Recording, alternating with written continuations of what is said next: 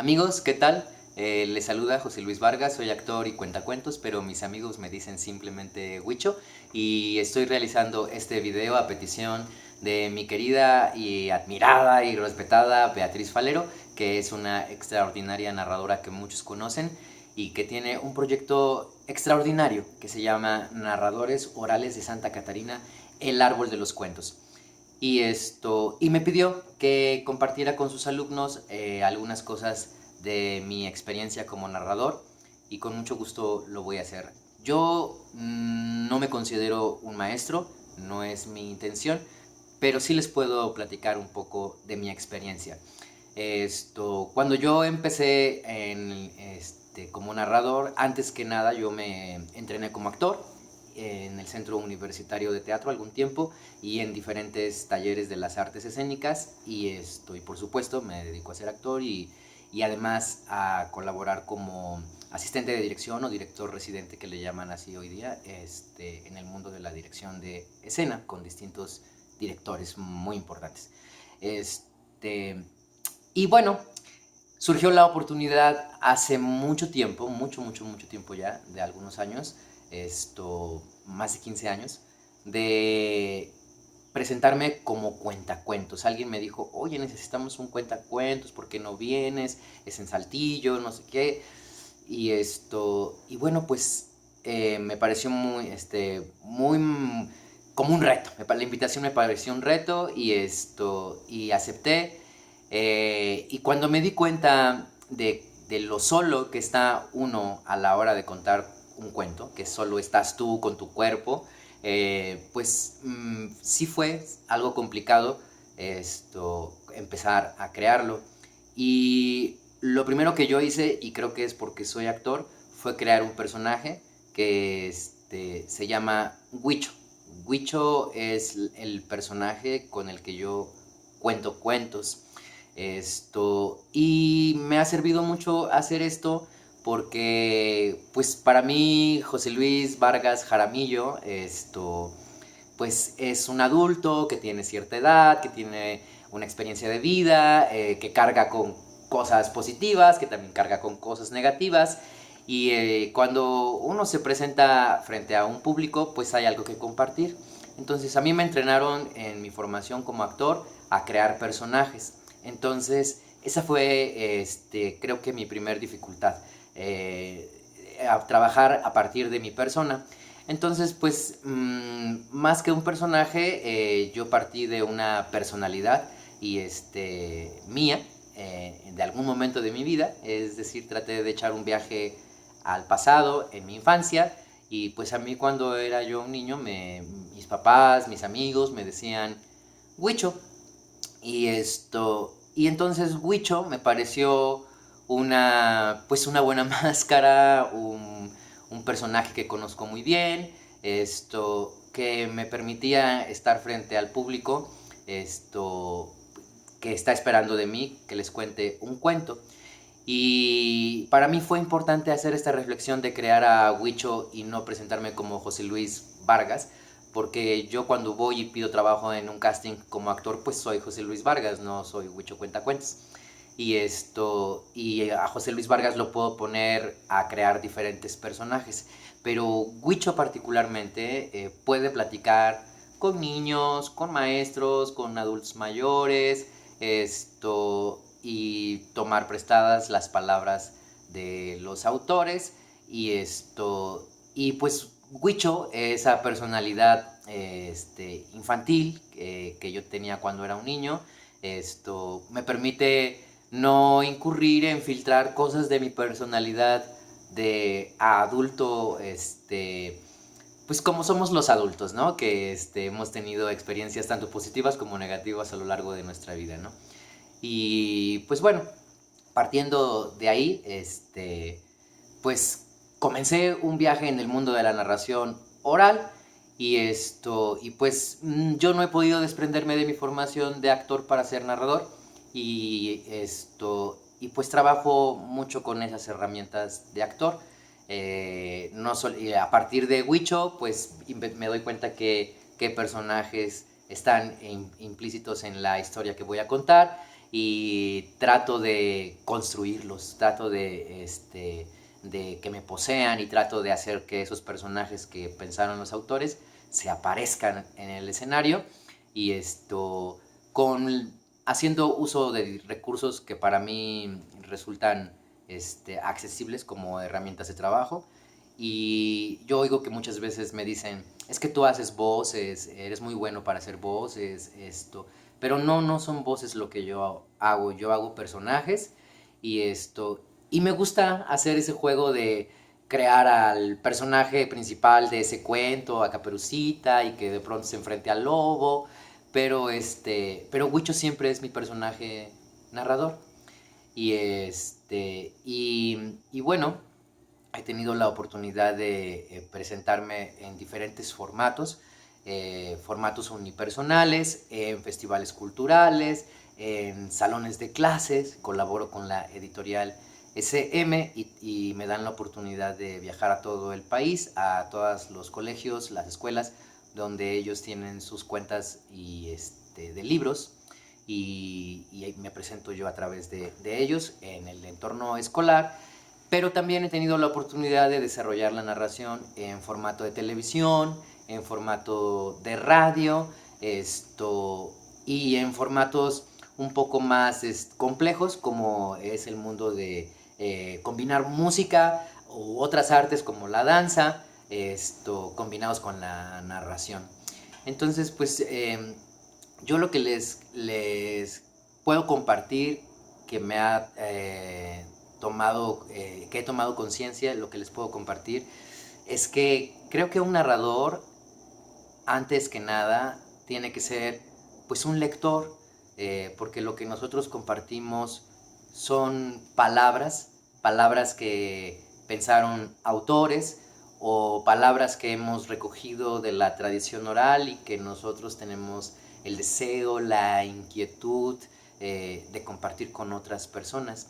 Y uno no puede dar lo que no tiene. Entonces, sí es importante que un narrador, antes de aprender a hacer voces y plantarse en el escenario y qué hacer con su cuerpo, la expresión corporal, la expresión verbal, yo lo que les comparto como mi experiencia es que primero tiene uno que ser un lector para poder compartir justamente literatura o palabras de la narración oral del mundo de las leyendas y de los diferentes textos y formatos que transmitimos gracias a la narración. Y bueno, el otro día en el curso de Beatriz, una de sus alumnas me preguntó, ¿y tú cómo escoges tus cuentos? ¿Me podrías ayudar a decirme cómo puedo elegir yo mi cuento? Pues no sé exactamente cuál sea la fórmula, pero en mi caso me tiene que gustar mucho el cuento. Si no me gusta, no lo puedo contar porque no lo puedo recordar, no lo puedo memorizar, pero básicamente me tiene que gustar mucho y me tienen que dar muchas ganas de compartirlo. Y cuando les hablo de diferentes formatos de narración, también les hablo que hay diferentes públicos, ¿no? No siempre nos toca trabajar para niños, aunque la mayoría de las veces las personas que organizan la actividad de narración oral lo organizan pensando en que sea una herramienta para animar al público infantil a acercarse al mundo de la literatura. Yo me he dado cuenta que detrás de un niño que está viendo la presentación, detrás de un niño por lo menos hay un adulto en el caso de presentaciones festivales o formatos familiares, pero muchas veces cuando va uno a los colegios es un adulto por cada 50 o por cada 30 niños. Entonces se comporta diferente el público cuando está en un entorno familiar, el niño con adultos, o cuando está un grupo de niños con un solo adulto responsable por muchos de ellos, ¿no? Entonces, eso ha sido algo que me ha gustado descifrar y que me permite estar consciente de ello y hacer mi trabajo un poco más fluido y claro para mí. Y creo que sí es claro para mí cómo voy a organizarme, va a ser claro para aquellos que me están viendo. Y bueno, pues si les interesa algo más esquematizado, hay libros y tuve la oportunidad de que Luis Esteban Galicia, un colega actor y cuentacuentos, me compartió algunos libros que les quiero compartir, que se pueden encontrar y que los pueden consultar. Contar cuentos desde la práctica hacia la teoría, de Ana Padovani. Es maravilloso todo lo que está aquí escrito. Ana Padovani también habla, no planteando unas fórmulas, pero sí contando su experiencia, y se parece mucho a lo que a mí me pasó. Me sentí muy identificado con ella y creo que les puede ser de gran utilidad. Hay otro que se llama El arte de contar cuentos, de Claudio Ledesma, y y pues la editorial es Sherizada y también les puede servir mucho. Yo ya no lo encontré impreso, lo encontré en fotocopias con otros colegas, y no me gusta hacer piratería, pero no había manera de conseguirlos publicados, entonces pues alguien nos lo pasó en copias. Y hay otros, hay uno muy interesante que a mí me gusta mucho, de un autor que se llama Bruno Bettelheim. Se llama El psicoanálisis de los cuentos de hadas. Y es muy interesante. Mira, no necesariamente tienes que usar lo que aquí te están diciendo, pero creo que cuando uno tiene contacto con algún tipo de conocimiento, pues es imposible que no hagas uso de él. Y otro libro que es también muy interesante y que les puedo compartir y que además les va a hacer pasar momentos de lectura así inimaginables, es Cuentos clásicos para conocerte mejor, de Jorge Bucay. Este fue un regalo de Susana Alexander. Y bueno, también es un desglose, pues un poco a partir de la psicología y del mundo del pensamiento neuronal, y abordan los cuentos clásicos, El Patito Feo, La Cenicienta, ¿no? Hansel y Gretel, los clásicos. Y pues cuando a uno le toca contar este tipo de cuentos clásicos, pues yo siento que no los puede uno contar de la misma manera, y puede uno transmitir ciertas cosas en el público que te está escuchando. Para mí es muy importante generar imágenes. Les repito, eso creo que tiene que ver con mi formación como actor.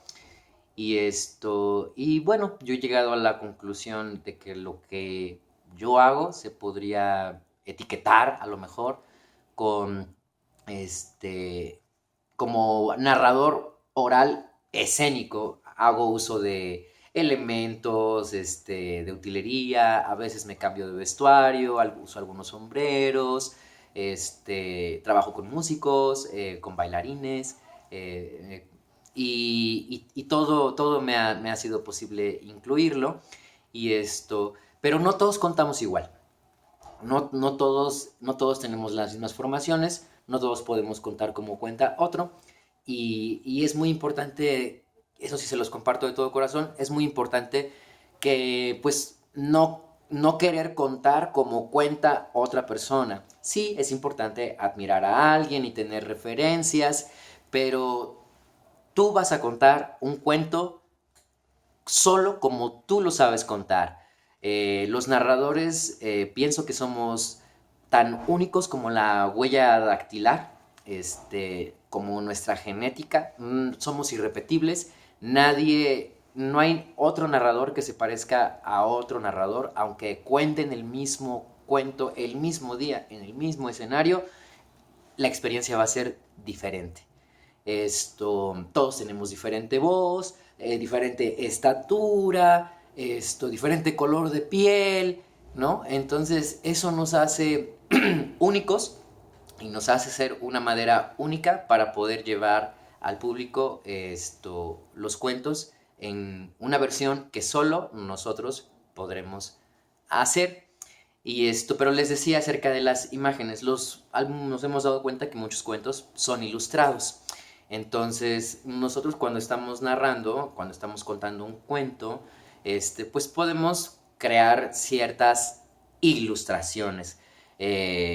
No sé, ilustrar en acciones, ilustrar con algún elemento o ilustrar simplemente con nuestra imaginación. Si tú dices, había una vez una niña llamada Caperucita Roja que usaba una caperuza que le tejió su abuela de un rojo maravilloso, un rojo carmesí. Si tú no tienes, creo yo, si no tienes claro en tu mente esa imagen de cómo es esa caperuza para ti, el público no la va a ver. El público no va a poder recibir esa imagen. Entonces, pues creo que los autores escribieron palabras que se traducen en imágenes, y cuando nosotros las tomamos prestadas y las interiorizamos en nuestro organismo y en nuestra mente y estamos dispuestos a contarlas y decir, había una vez una niña llamada Caperucita Roja que vivía en un bosque, pues ya hay una cantidad de cosas implícitas que tiene que traducir el espectador en imágenes, pero esas imágenes brotan de uno. Un maestro de teatro nos decía, si el actor que le dice que hace a Romeo y que le dice a Julieta, yo te amo Julieta, en él, bla, bla, en este día, en la noche, la luna, y si el actor está pensando en ese momento en un hot dog o en una hamburguesa, pues el público no va a ver ni a Julieta, ni el amor de Julieta, ni nada de eso. Lo que va a ver, curiosamente, sin saber por qué, en su mente va a pasar una hamburguesa o un hot dog. Entonces, pues eso es algo que sí yo les comparto, creo firmemente en eso. Las imágenes que brotan de nuestras palabras y de nuestra mente son las que llegan al público espectador. Y otra cosa para mí muy importante es no subestimar al público. Normalmente dicen, pues es que los cuentacuentos trabajan para niños, ¿no? Eso debe ser bien fácil, es bien fácil trabajar para niños. No. El público infantil es el público, pienso yo, más exigente que hay. Más exigente todavía que el público adulto. Un adulto, cuando va a ver una presentación, si algo no le está gustando, pues por educación o por lo que diga la demás gente que está sentado, a lo mejor se aguanta y se chuta toda la presentación. Pero un niño no. Un niño, o abierta y descaradamente te dice, no me gusta lo que estás diciendo, o le dice, voltea y le dice a su mamá en voz alta, no me gusta, ya vámonos. Entonces, aquí les compartiría una frase que alguna vez escuché de Mario Iván Martínez cuando trabajé con él. Él decía que cómo se trabaja para niños, y decía, igual que para adultos, pero mejor.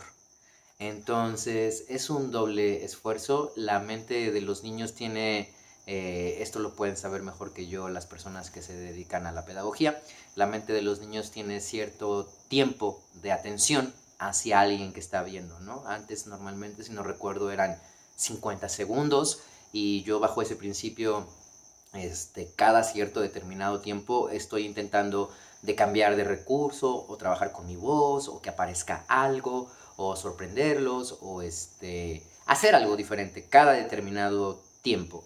Pero nos hemos dado cuenta que hoy día los niños te atienden menos, por el contacto que tienen seguramente con el mundo cibernético, las redes sociales, la industria cinematográfica que está cada vez más desbordada y que se han dedicado a construir imágenes que pueden ser recibidas de manera muy simple y muy rápida, y al mismo tiempo venderte un chocolate, venderte un helado, ¿no?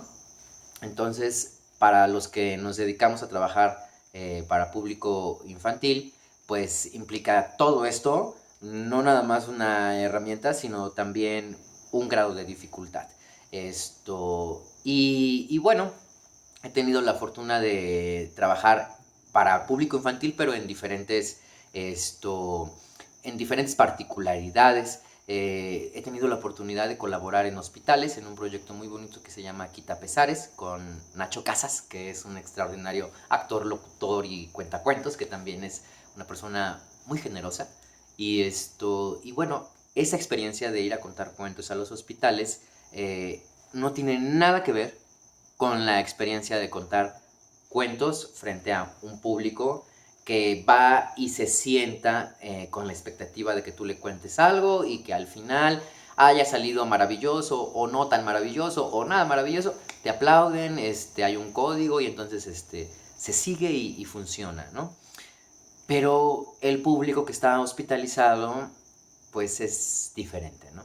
Entonces, primero que nada, ellos no te están esperando y cuando uno llega a trabajar frente a ellos, pues normalmente uno no va a recibir algo, es decir, un aplauso, un reconocimiento, ¿no? A que te digan, ay, qué bien cuenta usted el cuento, bravo, bravo, bravo, bravo. No, ellos están ahí cautivos por una situación muy específica que tiene que ver con el mundo de la salud y están vulnerables, su organismo es vulnerable por lo que están pasando, ¿no?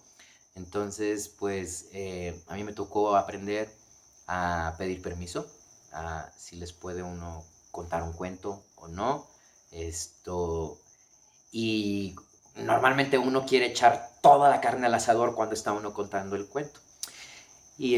Pero cuando te enfrentas a una persona que está sentada en uno de estos asientos donde se recibe la quimioterapia con un suerito, pues no es un público común.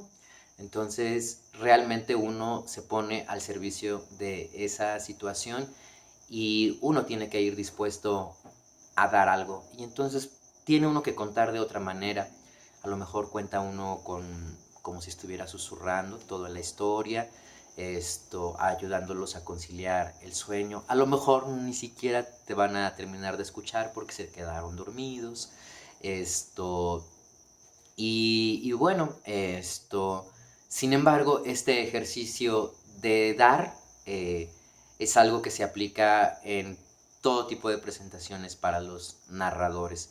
Uno no puede dar lo que no tiene, insisto, y particularmente en el caso de los hospitales, pues uno va y da lo que puede de uno. Me tocó en una ocasión que había una colega que fue con nosotros a contar cuentos, que ponía todo su corazón para estar ahí ese día, lo recuerdo perfecto, pero no conocía el cuento y decidió contarles Las Mil y Una Noches porque alguien de los que íbamos le prestó el libro de Las Mil y Una Noches pero ya no conocía a bien la historia de Las Mil y Una Noches. Y además el libro que cayó en sus manos para acercar al público a Las Mil y Una Noches, al público hospitalario, era una versión para adultos. Entonces, cuando llegó a la parte donde se habla de un negro con un gran falo, con el que es infiel la esposa del sultán y que llega el sultán y la sorprende, bla, bla, bla, bla, pues se preocupó porque se me había metido en un problema. Entonces, sin embargo, si se hubiera tomado el tiempo de conocer esa versión de Las Mil y Una Noches, ella sabría que si quería tocar ese capítulo, pues tendría que hacerlo con cierto ingenio o con cierta habilidad, o omitirlo, ¿no? Para no meterse en conflictos de ningún tipo. Afortunadamente alguien de ahí llevaba otra versión infantil de Las Mil y Una Noches y alguien salió al quite y se resolvió el asunto. Pero todo esto se los cuento no para criticar a mi compañera, sino para reafirmar que uno debe conocer perfectamente lo que va uno a compartir. Y también, bueno, les contaba que he tenido la oportunidad de colaborar con orquestas sinfónicas, con ensambles de música clásica, contando cuentos. Y esa ha sido una experiencia muy gratificante, que no la cambiaría por nada. Y que deseo que se siga repitiendo y repitiendo y repitiendo, porque he tenido la oportunidad de contar como cuento. Todo es un cuento, todo se puede contar. El mito, la leyenda, la fábula, la crónica, el chisme, el chisme noticiero de espectáculos, la crónica deportiva, todo se puede contar. Cuando llegas a tu casa y te preguntan cómo te fue, pues estás contando.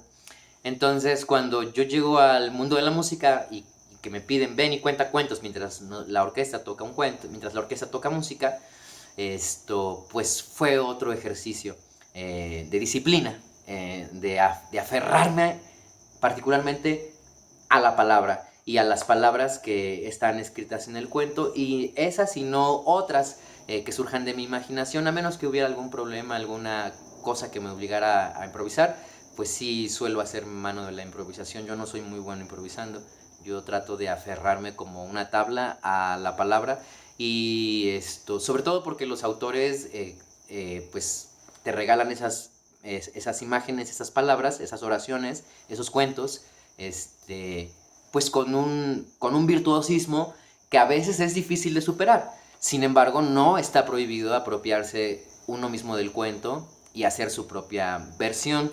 Yo recomiendo hacer ese ejercicio pues muy estructuradamente, porque lo que está pasando en vivo, cuando uno se está presentando, uno no lo puede controlar, uno no puede controlar lo que está pasando alrededor del público, lo que está pasando en el inmueble, en el espacio físico donde te estás presentando, y aferrarse a la palabra, a esas palabras y no a otras, pues te puede ayudar a concluir la presentación placenteramente y positivamente, y a voluntad. Creo que es una responsabilidad. Esto de la responsabilidad es algo que aprendí de Luis Esteban Galicia, que tuvo la generosidad y nos dio la oportunidad de aprender en un taller que se llamaba Narrador Oral Escénico con Responsabilidad Social, y fue algo que se me quedó en la mente. Entonces, para yo ser responsable de lo que le estoy diciendo al público, de todo lo que le estoy transmitiendo, pues debo tener esa conciencia de responsabilidad. Y es únicamente tener conciencia del uso de mis palabras, ¿no? Que sepan cuándo estoy empezando la narración, cuándo la estoy desarrollando y cuándo la estoy concluyendo. Y bueno, pues el tema de la responsabilidad, para cerrar ya este video, para mí es muy importante, porque creo que el narrador, el cuentacuentos, y en general cualquier artista tiene una responsabilidad social que se puede medir a corto plazo, a mediano plazo y a largo plazo. A lo mejor el corto plazo yo sí lo puedo medir en la presentación. Me puedo dar cuenta si yo lancé cierta información y el público reaccionó riéndose u opinando, ¿no? Pues me puedo dar cuenta que está funcionando mi presentación a corto plazo. Y a mediano plazo, a lo mejor se puede medir en que ese público va a buscar a otros narradores u otras presentaciones, o va a seguir acercando, o se va a acercar a un libro y va a buscar el cuento que tú le contaste, y va a leerlo y va a vivir su propia experiencia ahora como un lector. A largo plazo, eso sí yo no lo puedo medir, creo yo. Eso se mide de otra manera, y creo que lo podemos percibir con años, con ciertas cosas que se van transformando en nuestra sociedad. Te puedes dar cuenta si hay gente que lee, o gente que escribe, ¿no? Pero eso es algo que solo puede medir a largo plazo la persona que te vio ese día. Y a lo mejor te lo encuentras, o te la encuentras a esa persona ya cuando ya no es un niño, o cuando ya es más grande, y te dice: yo te vi y leí el cuento que tú me contaste, y vi que no contaste esto, pero lo que sí me contaste me bla bla bla bla bla bla. Eso ya es otra cosa. Pero tenemos un impacto social, tenemos una responsabilidad muy grande cuando estamos frente a un público. Y algo que es muy importante: trabajamos con nuestro organismo, con nuestro cuerpo, con nuestras manos, con nuestros ojos, con nuestra boca, con nuestros sentidos, con nuestros oídos, y con nuestra voz. Entonces, si se encuentran algún taller que tiene que ver con el canto, con la voz, tómenlos. con la expresión corporal. Hay grandes talleristas, Moisés Mendelewicz da un taller extraordinario sobre expresión corporal para narradores, Marcela Romero, ¿no? Hay muchas personas que no solamente dedican su trabajo a narrar y a contar, sino además a transmitir sus conocimientos. Espero que les haya servido de algo este video. No es una receta, es solamente mi experiencia. Y pues soy José Luis Vargas, Huicho Cuentacuentos. Gracias, Beatriz Falero, por permitirme compartir esta experiencia. Y pues hasta la próxima.